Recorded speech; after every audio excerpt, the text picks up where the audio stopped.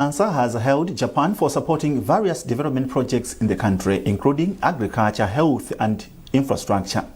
Dr. ANSA made the remarks on Wednesday afternoon when Japanese ambassador to Malawi, Naito Yusushi, paid a courtesy call at her office. Austin Fukula with details. The Vice President said Malawi is resolute in its efforts to attract more Japanese investment into the country. Dr. ANSA assured the ambassador that the government will ensure that Japanese companies currently operating in Malawi are able to function effectively, contributing both to their profitability and to the development of the two nations. Dr. ANSA also commended the government of Japan for its continued support towards the M1 road expansion and reconstruction project, particularly in strengthening the Nkhani corridor. The Vice President noted that the Nkhani corridor initiative, backed by Japanese commitment of $7 billion, presents transformative potential for regional trade and integration. In an interview, Japanese ambassador to Malawi, Naito Yasuchi, said it was an honor to pay a courtesy call on the Vice President and discuss bilateral relations in areas such as infrastructure, trade and health. Yasuchi said his country is keen to strengthen bilateral ties through business opportunities that will benefit both nations. Recently, we had a business networking event, and surprisingly, 17 Japanese companies participated. And the area of interest seems to be infrastructure and also mining, and also a lot of impact business. Malawi and Japanese diplomatic relations date back 62 years. Austin Fukula, NBC News, Lilongwe. Chief Secretary Justin Saidi has advised all ministries, departments and agencies to collaborate with the Department of E-Government in developing ICT systems and applications to enable citizens enjoy online access to various essential services. Dr. Saidi made the call in Salima during a high-level artificial intelligence training for principal secretaries. Isaac Jali has a report.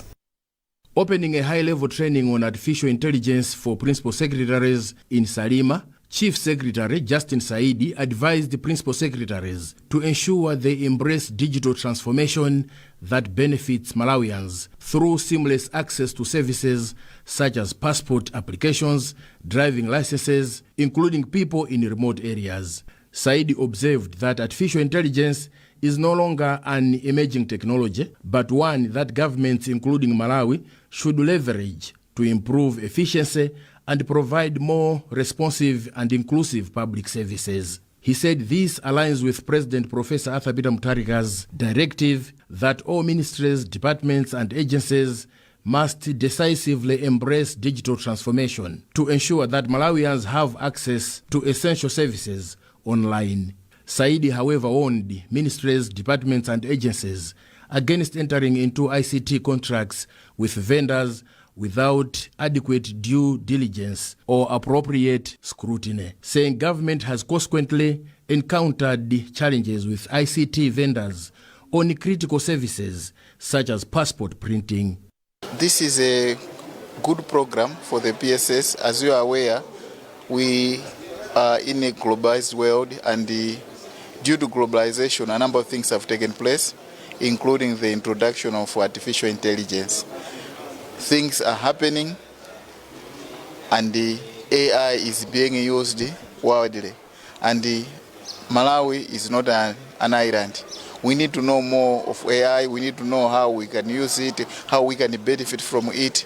And these being leaders in various MTAs, it is important that they take part and learn how to deal with issues of AI. For his part, Principal Secretary for E-Government, Prosper Mopiwa, said the department is working to ensure that 9,000 government offices and institutions, including hospitals and schools that are not yet connected, should be connected to the internet. For now, what we have is a fiber connecting almost all the districts. right? And this fiber connectivity is bringing in internet to the district councils, right? But what we are now looking at is now extending this connectivity to the rural areas, inside the districts. The training was arranged with support from the United Nations Development Program, UNDP, and drew principal secretaries from various ministries and departments. Isaac Jali, MBC, Salima. The Parliamentary Committee on Commissions, Statutory Corporations and State Enterprises has called for urgent prioritization of governance and legal reforms to safeguard the National Economic Empowerment Fund, NEF, from political interference. Presenting the report in Parliament, Chairperson of the committee, Sylvester Ayuba James, said the committee established that NEF has deviated from its core mandate in the implementation of its loan programs. The report further reveals that some loans were disbursed to large-scale farmers and politically connected individuals on political grounds, with others allegedly issued as incentives for political support. The committee also observed that NEF wrote off some loans on several occasions, including in 2016 and 2023, and noted disparities in the distribution of loans, with some regions receiving significantly larger allocations than others. Sylvester Ayuba James explains more in this interview with Chinsinsi Moyo. We have made a number of recommendations. It ranges from operational issues to legal matters. For example, we also did discover that NEF was established by a presidential decree way back in 2005, I think, when late President Bingu Mutharika had just declared that there would be a fund that would cater for those that are underprivileged, particularly in the villages, which was Malawi Rural Development Fund or something like that. And since then, it has remained under the office of the President and Cabinet, and there has been no proper legal document to establish NEF so that its mandate and the operational limits are properly defined. So we recommended that there should be a statute that establishes NEF as a corporate institution by government, and that statute should also define NEF's mandate and the kind of people that can get loans from NEF should also be properly stated. And we also recommended that the assets that were about to be disposed of should not be disposed of. There's no need to hurry with the disposal process. The Minister of Mining has disclosed that it is undertaking legal and regulatory reforms aimed at enabling the country maximize its shareholding from its mineral resources. Minister of Energy and Mining, Jean Matanga, said government has currently suspended the issuance of mining-related licenses to allow for the completion of development of key regulatory reforms. Details in this report. Making a statement on the status of mining in the country, Minister of Energy and Mining, Jean Matanga, highlighted that Malawi is endowed with critical minerals essential for manufacturing technological products, and these minerals include titanium, uranium, rutile and graphite, among others. Matanga noted that the development of robust mining regulations will help the country derive greater benefits from the sector. This is to do with the equity, to do with the shareholding of the proceeds from the mining.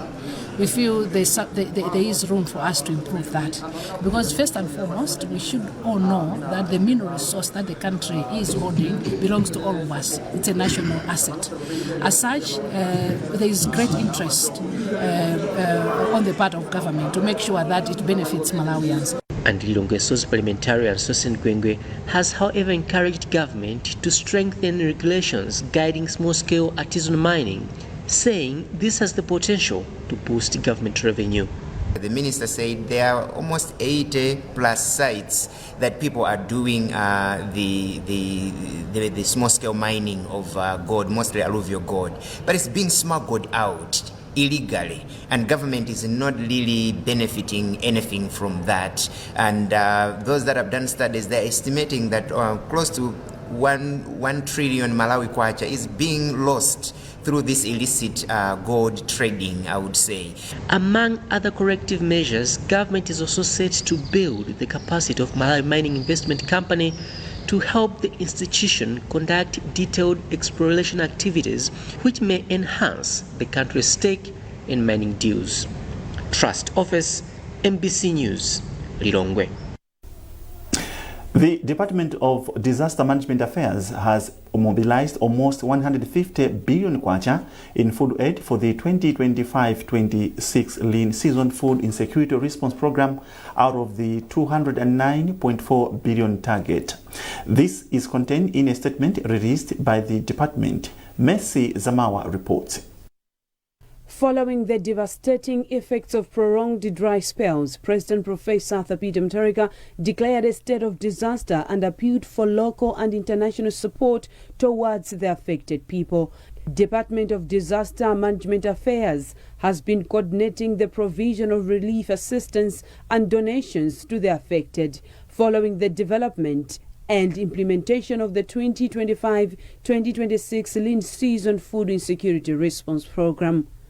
In a statement released on Wednesday, already the department has managed to mobilize 149.7 billion kwacha from bilateral and multilateral organizations, humanitarian partners and companies. Meanwhile, spokesperson for DODMA, Chibililo Kamula, has thanked both international partners and local for coming to the rescue of Malawi. Out of the total requirements of 209.4 billion kwacha, we have mobilized financial and in-kind resources amounting to 149.7 billion kwacha, and this is around $85.5 million US.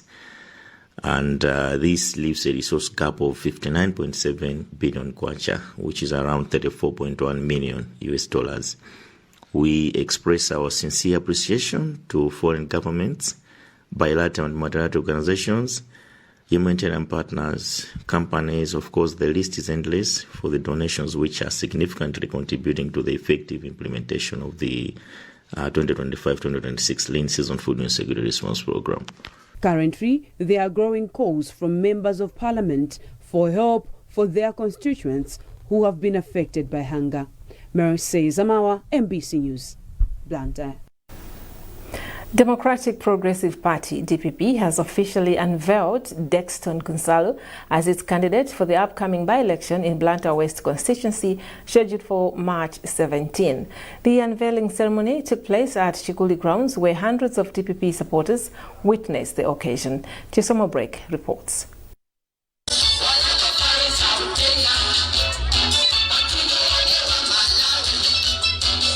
Unveiling Kunsalu, hundreds of DPP supporters converged at Chikuli grounds.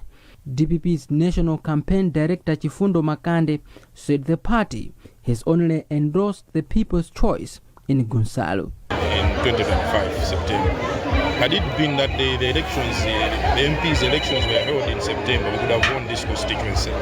And we are also sure that this time we win this constituency, because we believe that the candidate that we are fielding now, Kunsalu, will have his support, his own support that he had in September, and also the support from our candidate, Dr. Kumalawi, who was supposed to stand on DPP candidate this time around.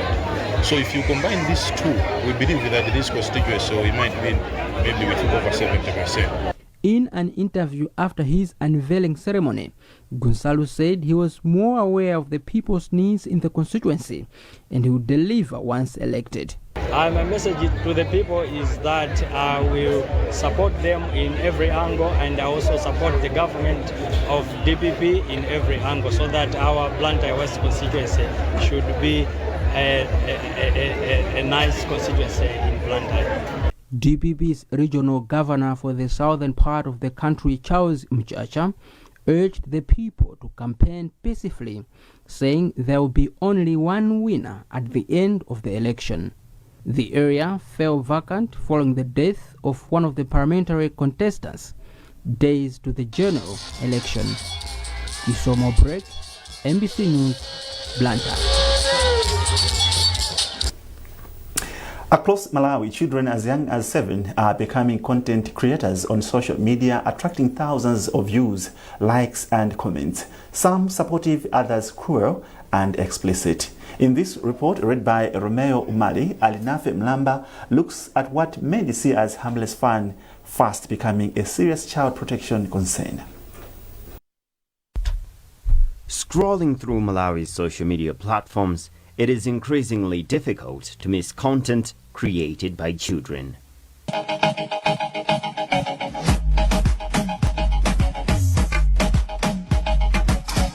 Videos of dance challenges, comedy skits, and lip-syncing performances dominate timelines on TikTok, Facebook, YouTube, and Instagram. But behind the likes and shares lies a growing risk.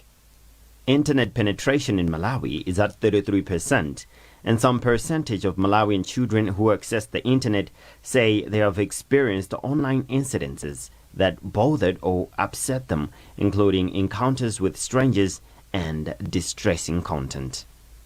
Experts warn that many children creating online content do so without supervision and without understanding the long-term consequences. If personal data is being collected from a child, consent must come from a parent or guardian. The law also requires checking the child's age and confirming the identity of the parent or guardian.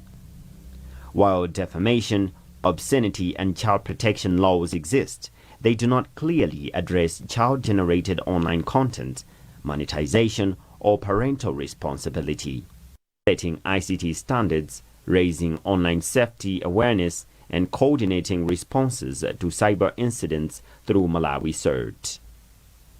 In a written response, MACRA's head of international relations and corporate communications, Rimbanin Sapato, said the regulator does not monitor or censor individual social media accounts, but works with the government agencies, platforms, and law enforcement agencies when harmful or illegal content involving children, such as abuse, exploitation, or cyberbullying.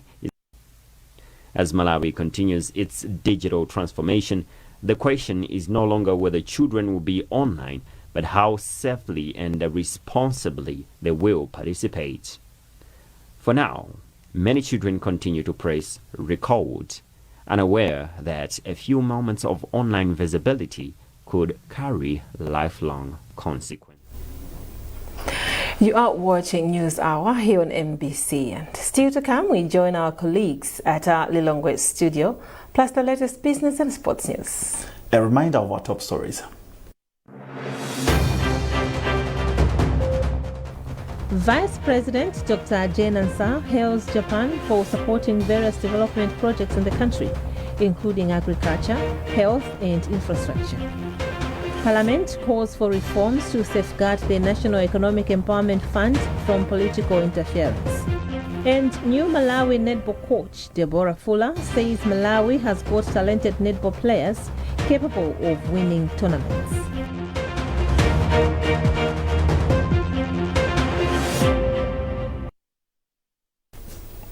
Welcome back.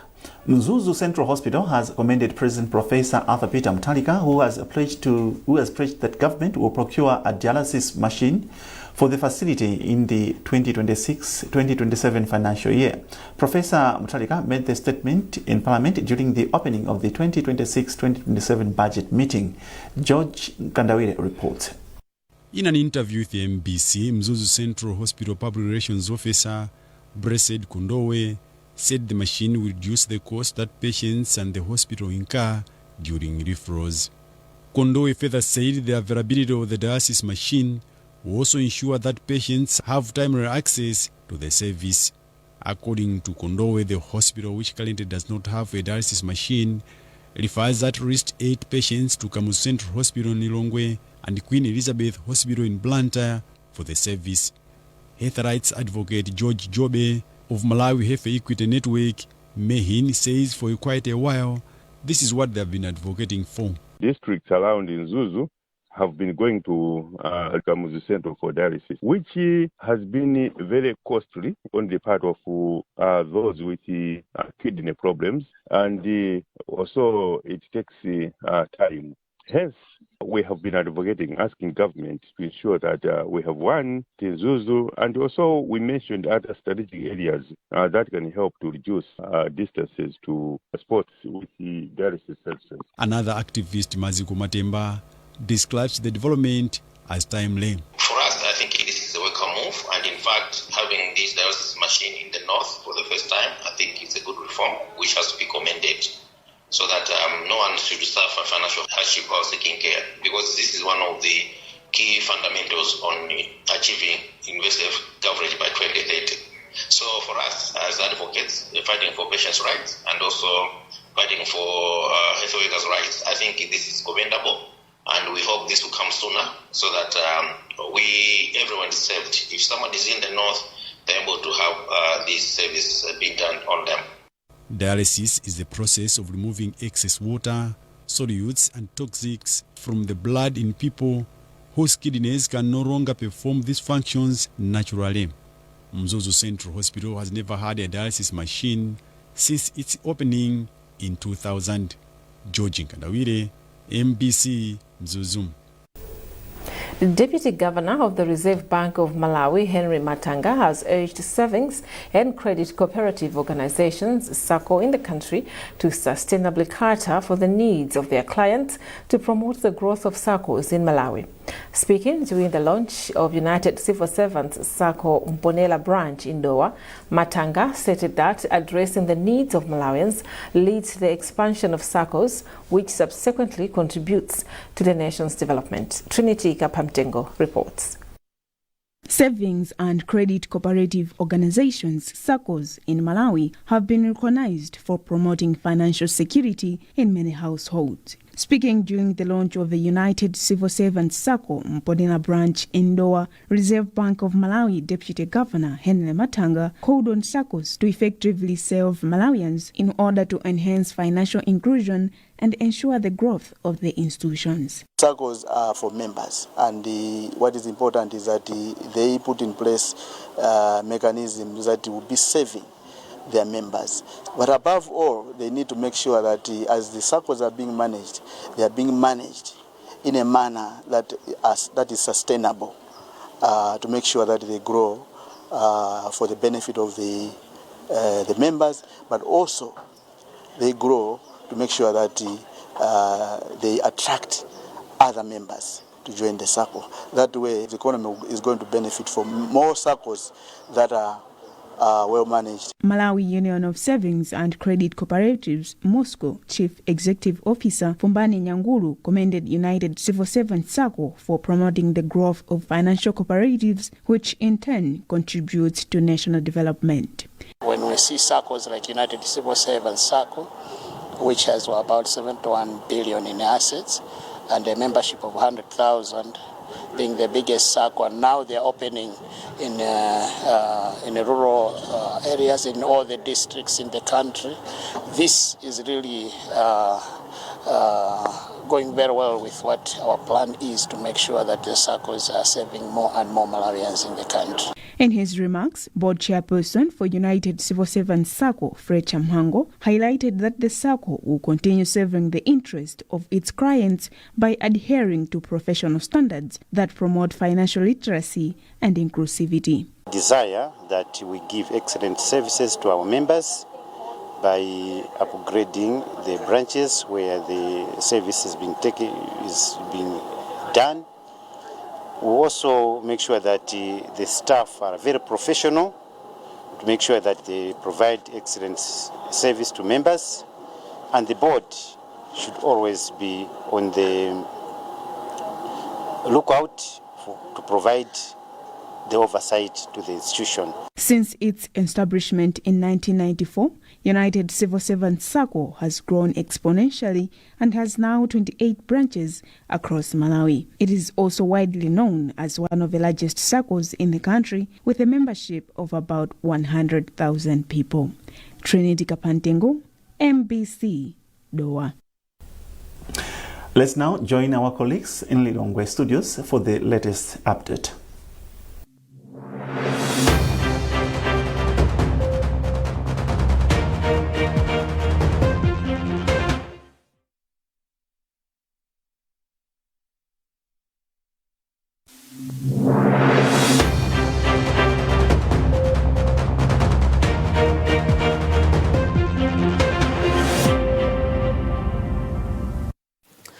Welcome to the Lilongwe segment, coming to you live from our Area 4 studios. You're with me, my Mtumodzi, and my colleague Patrick Dambula. Straight to our first story. Minister of Agriculture Rosa Mbelizi has issued a strong warning against early selling of agricultural produce, specifically tobacco, to vendors before the opening of the official marketing season. The minister issued the warning in reaction to reports of illegal tobacco vending that has already commenced in some districts of the country. An MBC spot check revealed that some vendors are currently buying the leaf at 300 kwacha per kilogram from tobacco farmers. Our reporter, Mphatso Mataya, has compiled this report read by Helix Manemba.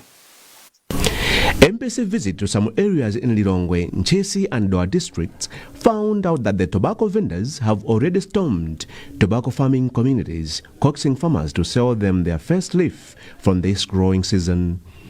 Precious Pindani of Chisanja village in the area of traditional authority Dzole in Doa is a tobacco farmer and explains why the malpractice is common right now. Yes, it's true. We have already started selling our tobacco to vendors. The main reason we are doing this is hunger. Although the government is doing its part by giving us food, the food is shared. But the main problem is us. We are not able to keep the maize throughout the year. This year, we have started selling our tobacco at 300 kwacha per kilogram.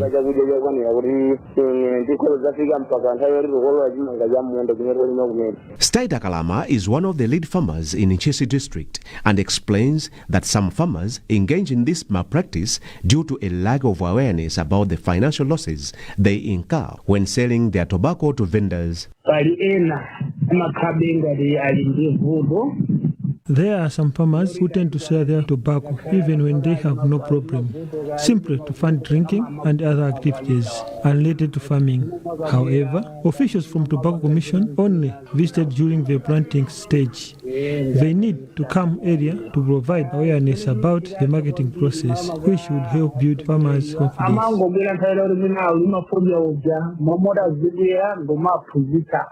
Reacting to this development, Minister of Agriculture Rosa Mbelizi warned that this malpractice must stop immediately, describing it as a practice that negatively affects the growth and prosperity of the local farmers.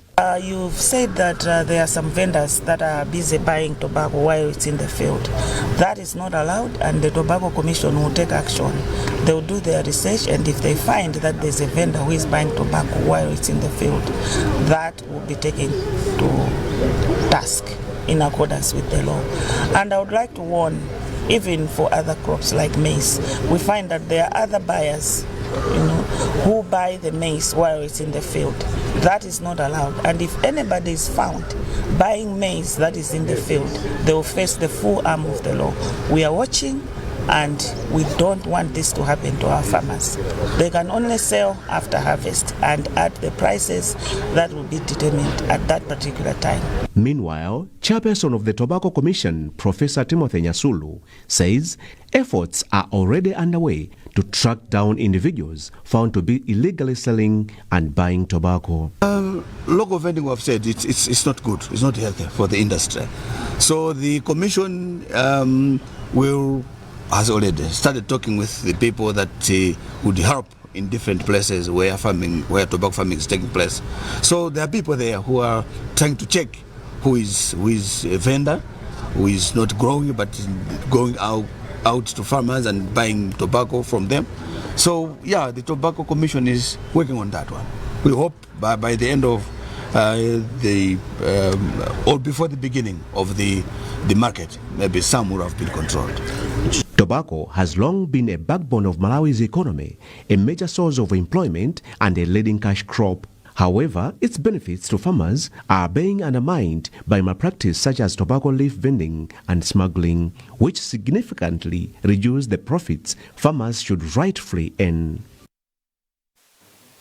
As Malawi continues to experience flooding in cities and some parts of the country, sand mining is said to be one of the contributing factors to the problem. This practice continues to pose a threat to the environment and infrastructure development.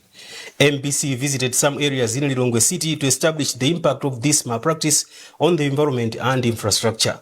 Catherine Banda and Maraliso Muhango have filed this report. Despite the calls, sensitization campaigns and enforcement of the bylaws, sand mining remains a big industry in the city of Lilongwe and many other areas in the country. This malpractice is said to have resulted in floods, destruction of infrastructure like bridges and roads. One of the sand miners from Kawali, within the city, Emmanuel Makolera, said he understands how illegal sand mining affects the environment, but it is his only way to fending for his family. Business yanga imene mabanga batse muwanga watsikundi tsigu imene ndi majera kunyumba wanga nimugulitsa nchenga nimafungula nchenga ndomagulitsa. Meanwhile, climate change expert at Leadership for Environment and Development lead Southern and Eastern Africa, Professor Sosten Chiota, thinks massive awareness on the dangers of illegal sand mining could help reduce this malpractice. People must do things properly. So I think there is still need for more education. In terms of laws and legislation, there is enough. It's simply that sometimes people ignore and don't comply. And the change to human behavior is to ensure that people understand the problems and then we work with the people to ensure that the problems are resolved. Lilongwe City Council Environmental Officer Cedric Tambala said the council has set up committees that accommodate local leaders to increase their understanding on sand mining issues, engaging the stakeholders on the dangers of the malpractice as they continue enforcing the laws through patrols and fines to those involved in the malpractice. Tambala further urged city residents to understand that there are other rivers that are protected and sand mining is not allowed, adding that those bringing sand from other areas need to obtain a permit from the council. Some of these illegal sand mining that are taking place endangering structures like the bridges, the roads that we have in the city. So the bylaw mainly is trying to protect these rivers and also to ensure that there is a sanity whenever there's illegal sand mining taking place. The city council must give a directive as to whether the areas that are exposed to illegal mining, sand mining are allowed or permitted to do so. Lilongwe City Council bylaws prohibit sand mining in various catchment areas including Nankaga, Lingadzi, Nchesi and Shankandwe rivers. Government says it is developing different nutritional educational materials, including fortification tools, to help promote healthy food consumption. Principal Nutrition Officer from the Department of Nutrition, Jason Chigamba, disclosed this in Lilongwe during a panel discussion on the regulatory framework and compliance issues in food fortification in Malawi. Margaret Mapando reports.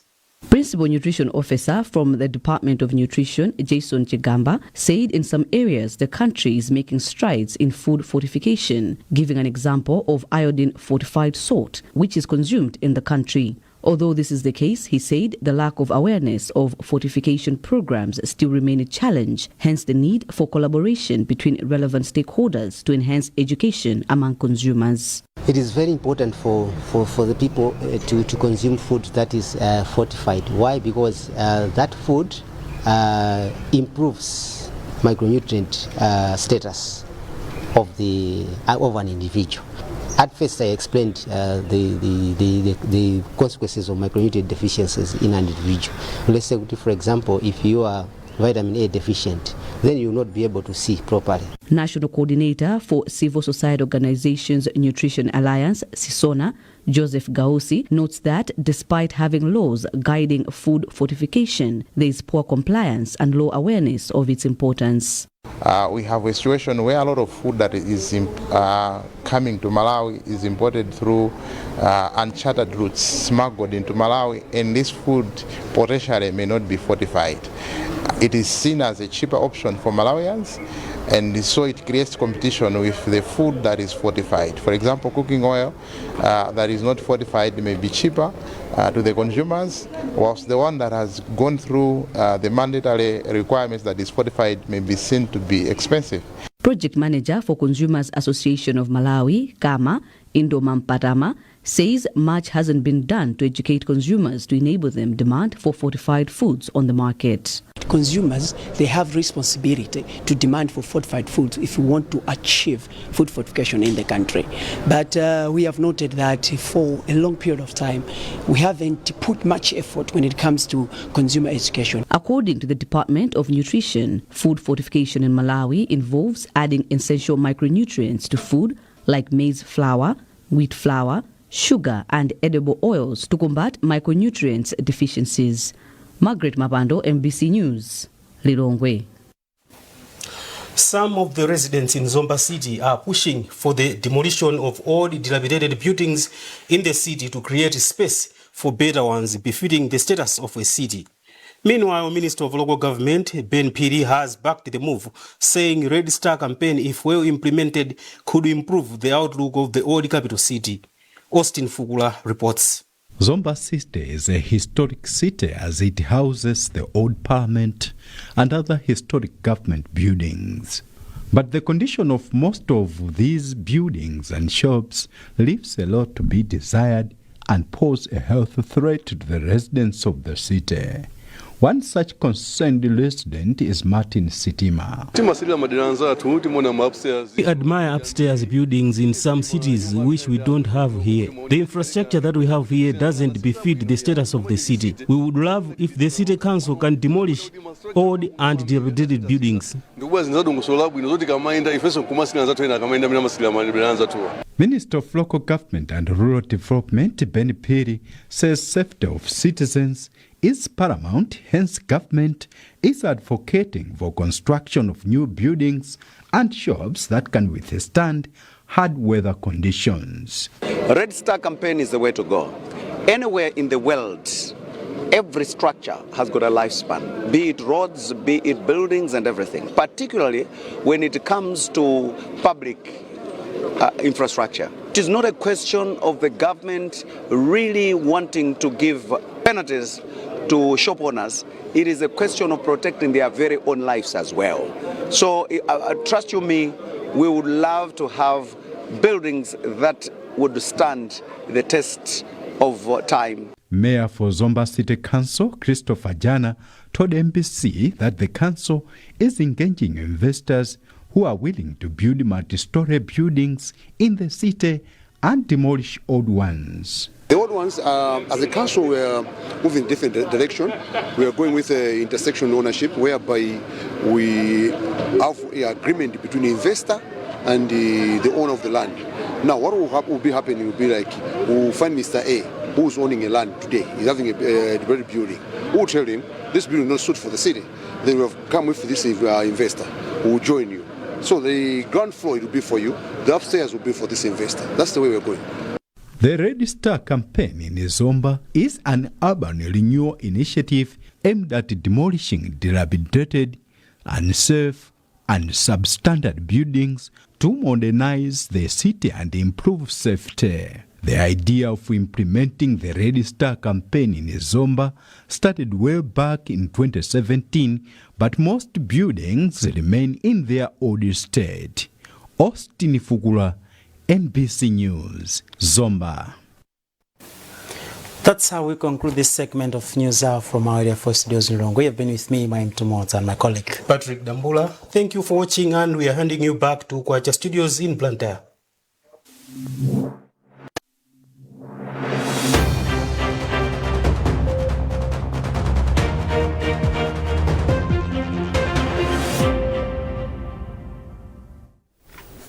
Thank you to our colleagues from Lilongwe for that segment. And now, for the latest in business news, we're joined by Justin Nkweo.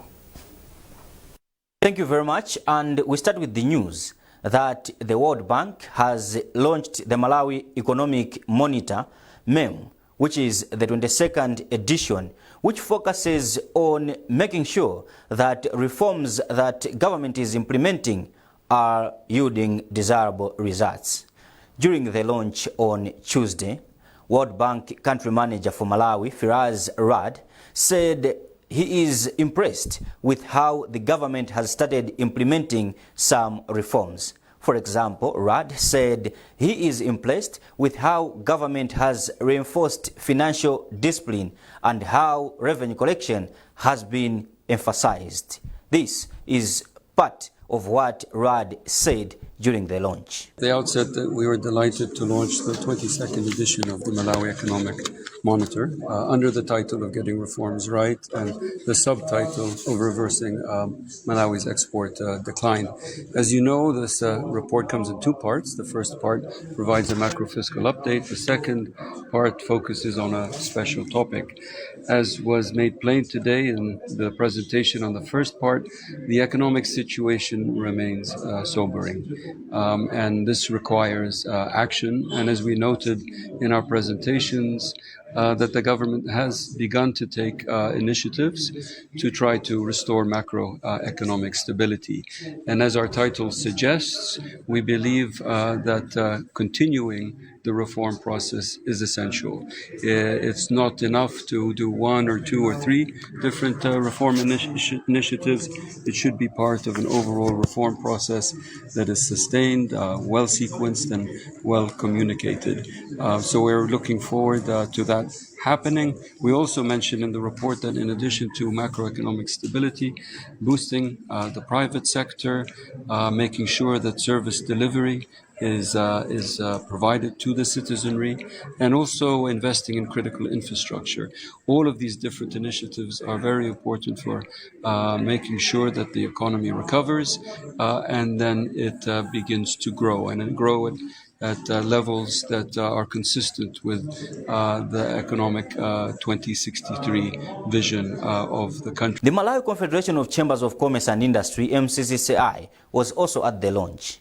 MCCCI President Wisely Piri said government should continue making tough but meaningful reforms. He said, for example, because government has slowed down on borrowing, the banks now are turning to the private sector. But, however, he said that government should strive and do more in terms of making sure that the country has a conducive business environment. The Minister of Trade have brought in the one border post. So you've streamlined the creating of goods to minutes, actually, 10 minutes. But the moment you want to come into Malawi, you have all these roadblocks that are blocking you for you to be able to. So you having all those issues. And again, for example, if we want to export, you're also talking about the capacity. I think something that even there's also alluded to. Do we have the capacity to export? For us to have capacity, you need investments. And those investments for the country, that means we have to go to the banks. At what rate? We have to go to the bank and get at the rate at 35%, as an example. Compare the same for Mozambique, where people are getting at 18%. So as a country, we need to look at it to say, we're not in a silo. We're not operating as a favorite people. The same market that we want to go to is the same market that others also want to go to. So if someone else, argument's sake, in Mozambique gets a loan at 18%, us we're at 35%, already for me to be able to make a profit, it means I have to put at 50%. I'm already outpriced already. So you have people that will come and complain, no, Malawian things are expensive. That's where things are coming from. But maybe on the flip side, we've seen with what government is doing in taming some of the borrowing from the banks. We've seen now the banks moving into the private sector to say, can you come and we lend you the money? But at the rate where we are as of now, it's not something that someone that is doing business will be able to go into. But I think we just have to encourage government to stay course. We've already on the right track. We're now, for the first time, the banks are coming to the private sector. I think we're on the right track. Ilovo Sugar Malawi Managing Director Ronald Ngwira was also at the event, and he also said he is impressed with how the government has placed reforms around the financial sector and trade that have already started yielding results. However, he also said that there are some things that government should review, such as the mandatory surrendering of exports proceeds. This is part of what Ngwira said. From the monitoring report that World Bank reported today, from the last 5 years, the country has experienced a decline in exports. And most of the companies, be they macadamia, be they tea, be they sugar, have experienced a decline. And that decline is coming from a number of multiple shocks. Shocks including price escalations, making us no longer really economically viable to export into the market. We're seeing cost escalations north of 40% per annum because of lack of foreign exchange. We are seeing issues to do with climate change, resilience, theft. So we're having some exonomic shocks that are impacting us. But I think we are really excited to see some of the levers that government is putting in terms of currency alignment, in terms of policy alignment, to bring back some normalcy, some stability. So a few things like the 25% surrendering of foreign exchange, automatic exchange is going to be a nice one. There is the one-stop border shop, so that we no longer need to go to 12 different departments or ministries to get export permits. And basically removing some of the roadblocks for exportation will definitely help Malawi build back better in the export space. And Tantwe Enterprises Managing Director Ndawaira Chatata said with how now the banks are advancing finances towards the private sector, the SMEs should position themselves to make use of the development. However, she said that the banks should continue to put up different measures that will make sure that the SMEs grow, such as giving loans that are soft. It's very expensive to send products to South Africa than it is to send outside. Why? Because there are so many steps that I have to take to do that. And also that's why people are more interested in importing than exporting. So the meme has actually highlighted those things, but I'm sure that our government is a listening government. And when I heard also the Minister of Finance, he seems to understand the issues, and we hope that that is going to translate to practice on the ground and changes in the policies. Now, moving away from the meme, we solicited views from different sectors of the society in terms of what they expect from the national budget, which is expected to be delivered on Friday this week by Minister of Finance, Decentralization and Economic Planning, Joseph Mwanamveka. Today, we hear from the Economics Association of Malawi Executive Director, Esme Kanyumbu, on what exactly they would love to have in the national budget as the statement is being presented this Friday. We expect the budget to give an indication of how we go about the recovery, economic recovery that we had in the zone. We are happy that the government has recognized that our economy is in a bad shape, and to revive the economy, we expect government to give indication in terms of where expenditure is going to be done. There's an indication, as you may be aware, of the sectors that have been earmarked for development, for economic growth, the agriculture, tourism, mining and manufacturing. We expect the numbers that will come out of the budget to point towards the growth of these sectors.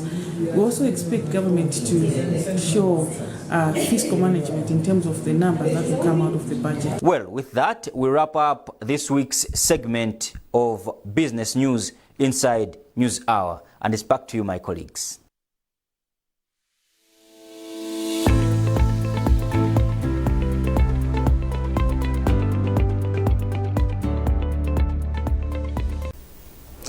Thank you, Justin, for giving us that business segment. Now to entertainment.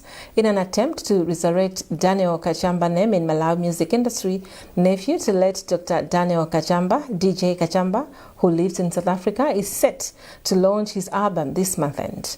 The 14-track album is comprised of new songs and rendition of Dr. Daniel Kachamba classic songs. Simeon Boyce with the details.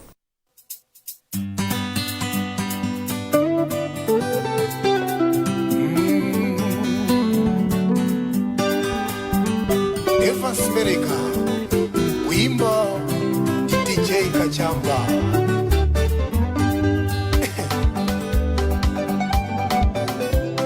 One of the songs in the album is titled Panali Agogo. The song was originally done by late music icon Daniel Kachamba, who donned the music ears in the 1950s. DJ Kachamba reproduced the song and featured a renowned musician, Evans Meleka.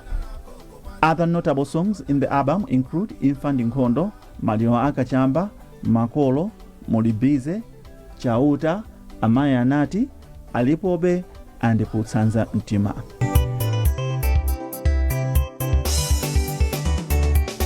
Musamanizuze, Zintabidana. In an interview with MBC, DJ Kachamba, who is in the country on a holiday, says he has decided to launch the album because of increased demand for his music.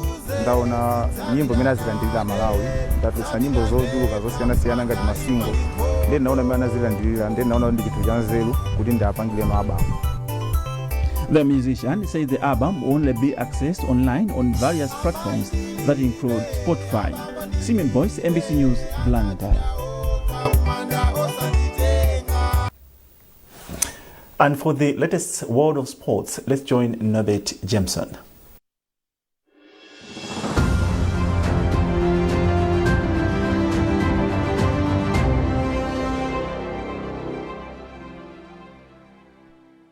Inside the sports segment, we begin with news that new coach for the Malawi national netball team, Deborah Fuller, says the country has the talent to achieve the targets set in her contract.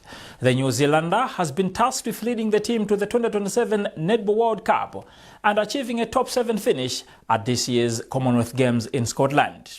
Speaking during her unveiling ceremony in Blantyre on Wednesday, Fuller said the talent, hard work and determination which she has seen in training this week are encouraging and suggest the targets can be met. The talent is incredible. You should be so proud of, I don't know what it is, it's the talent and the ability to play at speed is really impressive, very impressive. In fact, we tested one of the girls yesterday and her testing showed that she is just as fast as some of the best players in the world. So when you have that information, it gives a player confidence that they can keep up with them. So if physically she can keep up, if physically she's just as fast, then if the game falls over, it could be something tactical. It's been a really good and thorough process. I think it's really important that everybody has an opportunity, and it is also, first of all, very important to respect Malawi netball and the coaches and the people that have built this wonderful foundation to work with. So you have such strong, dedicated coaches in your country. That's why it's wonderful to bring them in and work with them at the moment. And we had the strength and conditioning physio roles were contestable. So we are going through a screening process for that at the moment. We've had wonderful support from the university here in Blantyre. Is it Must? I'm not sure of how to say that, but again, their sports science department were fantastic with us. Besides the targets, Netball Association of Malawi President Vitumbiko Kubuduza said the new coach will also lead the team's rebuilding project. So generally we are saying the players need to exceed our expectations and be able to compete consistently, not just once off, consistently. So what is it that we can infuse in terms of teaching the team now that they can be able to build on and improve continuously for the next couple of years? So we've got a great young team, and we want the team to include these young players who must have been upskilled and are able to perform at the top level. We're looking at general improvements in performance, generally everywhere, and also winning games. I mean, who doesn't want to win? We don't want to lose. And we don't want to lose rankings or lose points. So at the end of the day, we've got targets this year, yes. But generally, I think that by the end of this year, we need to see that we've won more games, our points are getting improved, the players are playing well, and that the experience has been infused completely in the young potential players that are coming up now. Acting Chief Executive Officer for the Malawi National Council of Sports, Ive Kondowe Chinangwa, reiterated government's commitment to continue supporting netball activities in the country. NAM could be one of those sports associations that are really enjoying the support that government gives to all these sport associations we have. And in this case, I wouldn't say that the government will specifically look at the coach that that NAM has actually hired this time around to say, okay, NAM, as government, we are going to take care of the coach. It won't be in that direction, but rather the support that the government provides to all sport associations is one way of even supporting the coach that NAM has hired, because NAM gets the grant from the government. The organizing committee of the Malawi Sport Awards has announced that over 8,700 public votes have been cast ahead of Saturday's ceremony in Salima. Making the announcement, chairperson of the organizing committee, Limbane Matola, expressed satisfaction with the overwhelming public response. The Junior Female Athlete of the Year category received the highest number of votes with 2,715. Matola also disclosed that the awards have mobilized over 95 million kwacha from 14 corporate partners.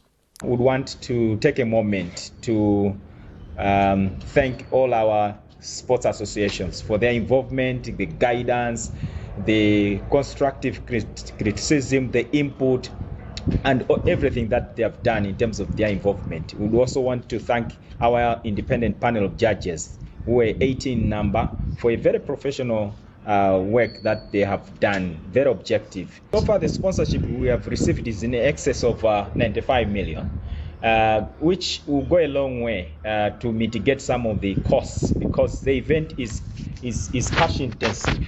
We are supposed to transport over 54 nominees, and some of them are minors, so we need to include their guardians across the country. Some of them are coming from way north, others way south.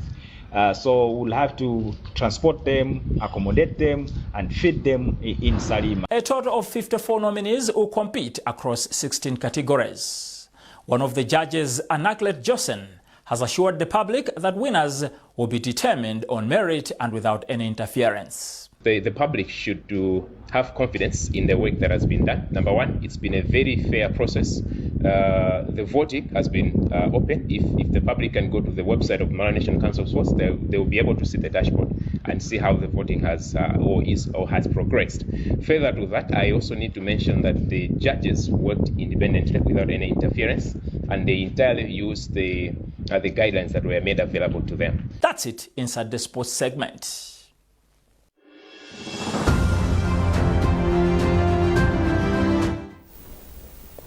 Thank you, Norbert, for that sports segment. Well, that item also concludes this edition of News Hour.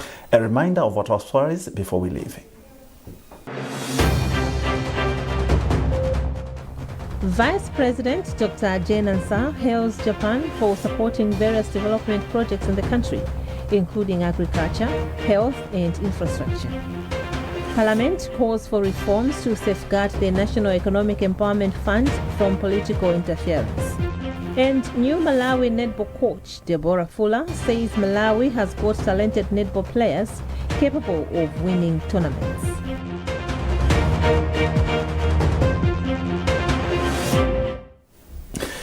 Keep up to date with our news coverage on our digital pages by scanning the QR code at the top right corner of your TV screen.